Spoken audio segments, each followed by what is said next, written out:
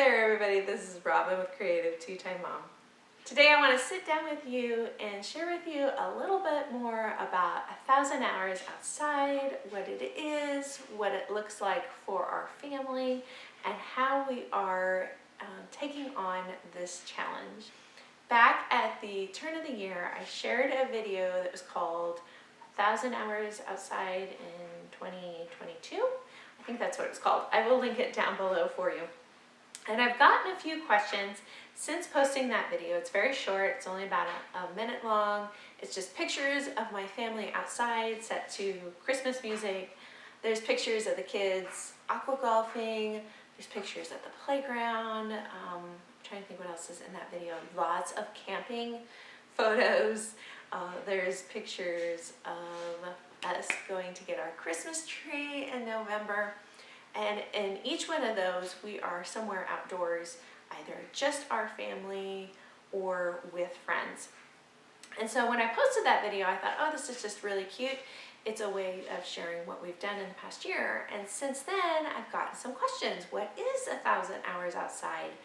What is this video about? Because there is no real explanation in that video. It's just sort of a collage of what our personal year looked like. So I wanted to address some of those things. Just get on here and share with you what 1,000 hours outside actually is.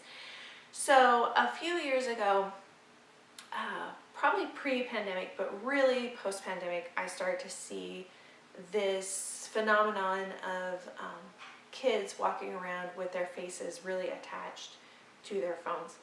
And we were seeing younger and younger kids getting phones. And what I started to notice was the lack of social abilities correlating with this trend. And we are a family that I grew up being outdoors all the time. I grew up in a different era where technology was not a thing. We didn't really get a computer in our schools until, gosh, maybe 8th grade year. I took typing on an actual typewriter. So I grew up in an era where this technology was just beginning to emerge, but wasn't really there. And I grew up in a small town, so I was outside all the time. We hiked, we went, played in the creek. We were constantly exploring. I started to really kind of get a check in my spirit when I would see so much technology so young and becoming younger and younger. And it caused me to think, what are we doing to ourselves, not just socially, but possibly physically as well. But social being the most obvious one. My kids grew up with a lot more low tech. My son didn't have a phone until he was 15, and he would come home and complain about the kids at his high school not being able to have social interaction. They would sit there and stare at the phone and talk to the person next to them, and you couldn't get them to make eye contact. So that got me into doing some research, and I believe these numbers are from pre-2020. The research shows that kids were spending 1,200 hours a year in front of a screen. So that's an average of 100 hours a month, which completely blows my mind. I actually think that that number today is probably very low compared to what's happening today. And the average of time that a kid was spending outside was 4 to 7 minutes. That was the number, probably more so than the screen number. That was the number that really hit me, and I thought, wow, how do we begin to balance? And really what I was seeing in my research is that, 2 to 3 hours a day for our kids to be outside would be really healthy, and we are getting 4 to 7 minutes. And even as adults, I'm convicted of that. How often do I just sit in my house and do my own thing? And yes, there are times that things need to be done, but when am I taking advantage of being outside? So those numbers really hit me, and I think it was around this time that I was introduced to a podcast called 1,000 Hours Outside. This is written and run by a woman named Jenny Urich. She's also written a book by the same title. And she just brings authors on and talks about the effects of technology on our kids, the effects of technology in our families, and how to balance that with time outside, and why time outside is so restorative to us both physically and mentally. So she has on her site trackers. She has an app that you can track with, and I started to think, I think I'm doing this, but maybe I'm not. And it started to make me aware of, let's track this to see where we're really at. And I came away from it actually a little bit ashamed the first year or two, because we were not hitting that 1,000 hours. We were not counteracting the screen time. And that has just really been my goal, to hit that 1,000 hours to hopefully 1-for-1 with the average screen time. So what are some of the benefits? Why are we doing this? And some of the benefits that I was finding was just mental clarity. Being out in nature restores you mentally. It slows everything down because there is so much stimulation in our world. There is so much inactivity. It brings balance to that. It helps keep our kids active in body, but it slows down that stimulation of being in front of a screen all the time. And so because it cuts off that overstimulation, I'm finding that my kids are more restored in their ability to focus and their ability to just be at peace. It's helped lighten the mood of our home. It's helped take away some of that pressure that you don't even realize your brain is being rewired to go, go, go, go, go. Another thing is that being outside is really good for your immune system, being out in fresh air, being in the sunlight, and just being exposed to the world around you, being exposed to germs, being exposed to what's in the air is actually really good. It's a good immune system booster. It's good for your eye muscles to be able to see close up and far away. You're exercising both because you have to. My son goes out and he balances on a rock wall in our backyard all the time. It's improved his sense of balance. One of the things, going back to the eyes, one of the things that they're seeing is that by looking close up all the time, our eye muscles are weakening, and so we need to have that constant back and forth of developing those eye muscles and keeping them strong, both for kids and for adults. But when you aren't doing that as a child, you don't realize what you're missing when they become older. Another benefit of being outdoors is just open-ended play. So much of a screen has a very definitive goal, and being outside, I've seen, really pushes my kids' imagination. It really pushes them to think and cooperate together and to learn those social skills of working together. They are getting more eye contact, they're working together, they're negotiating more, they're developing these storylines to go with their play, and of course, just the movement. You know, I see when my son is at the park and he's learning to pump on the swings or go across the monkey bars. Those are all physical aspects of being outside that can't be developed through a game.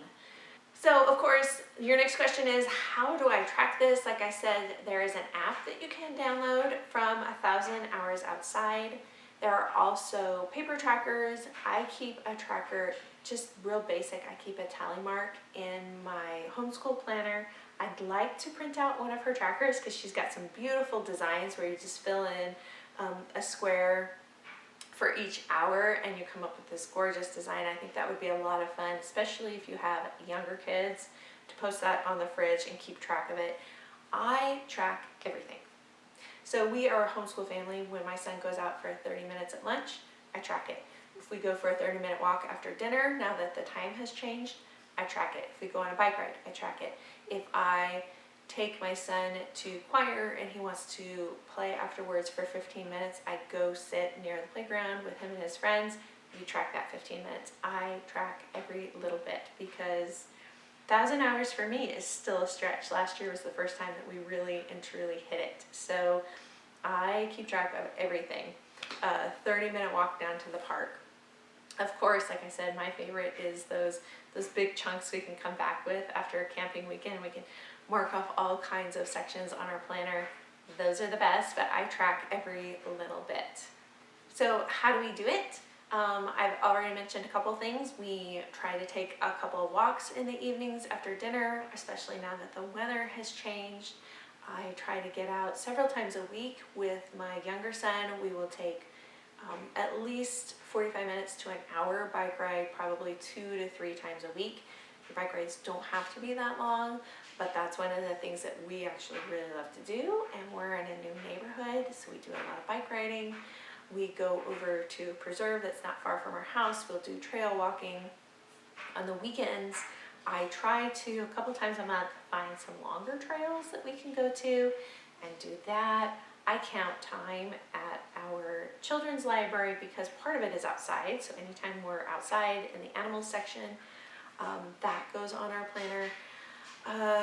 Lots of time in our neighborhood, lots of walking our neighborhood, being in the backyard. We have a fire pit in the backyard. So usually every couple of weeks we will have a fire out there and maybe roast marshmallows. I count that time. Of course, camping.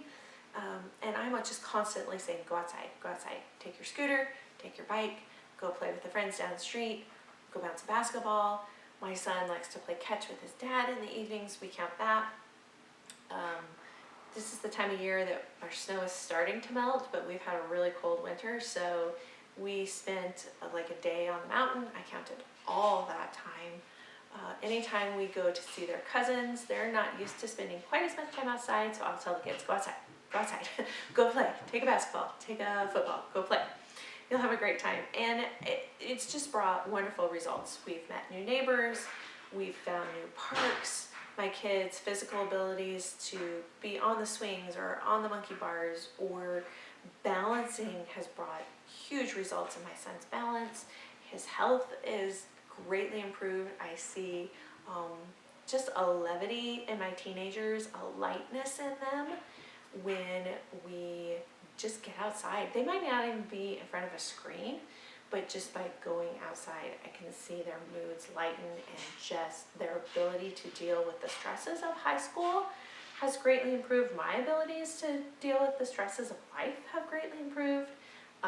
My kids' abilities to entertain themselves and cooperate and work together. I see it almost as a team building thing within our family.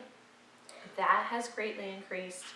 And it has greatly increased our family relationships because there's something about walking or taking a bike ride or hiking, especially this time of year. We haven't really gotten the heat like we will in the summer.